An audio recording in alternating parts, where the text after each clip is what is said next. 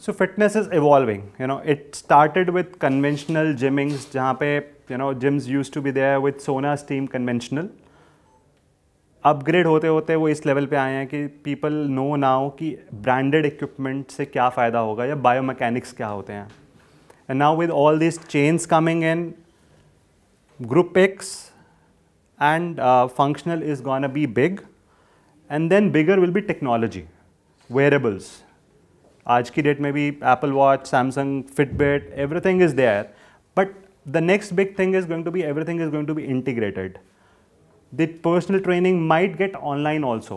You will be there to, even if you're not in the gym, but you are able to track your client's performance, what they are doing, and suggest them that even if you are not at the gym, then how can you be fit? That's going to be the next big thing in the industry. So adding to this, so there are companies that are making different apps. जैसे एक app मैं हमेशा discuss भी करता हूँ. So there is this app called Gymmer. वो क्या छोटा सा एक पीस ऑफ इक्विपमेंट है जो तुम्हारे बार पे या जो हैंडल्स हैं, जो भी तुम एक्सरसाइज कर रहे हो उस पर लग जाता है. ठीक है, it's gonna calculate your range of motion कि कितना डेप्थ में स्क्वाट हुआ, डेडलिफ्ट कितना उठा. It's gonna sense your weight, how much weight you are lifting. ठीक है, everything it's gonna put it into your app at the end of your session कि last workout से अगर मैं कंपेयर करता हूं तो इस वर्कआउट में मैं कितना बेटर हुआ, कितना range of motion last workout में था और कहां तक मैं चीजों को कंट्रोल कर सकता हूं. कि अगर मुझे लगता है जैसे हम पहले लॉग मेंटेन करते थे, एक डायरी लेके वी यूज्ड टू राइट इतने रेपिटेशन, इतने सेट्स, अब वो उसको रिप्लेस कर दिया.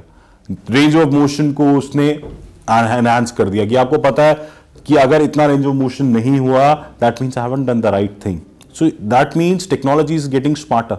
और अगर अभी भी मैं स्मार्ट नहीं बना, अभी भी हमने इस चीज को अडेप्ट नहीं किया, so in the next 10 years people who don't use the technology will be left behind. अब इसको अगर मैं सोचता हूं कि ये पर्सनल ट्रेनर्स के अगेंस्ट है तो मैं बोलूंगा नहीं, this is your friend, this is something that you can use for the next 10 years. मेरे लिए कितना अच्छा है कि मेरे पास अगर ये इक्विपमेंट है तो अब मेरी लिमिटेशन 10 क्लाइंट्स नहीं है, मेरी लिमिटेशन अगले 100 clients.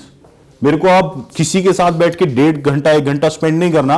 I just have to spend 10 minutes with them कि सर इस पे ये चीज पे काम करते हैं, let's go to the next thing.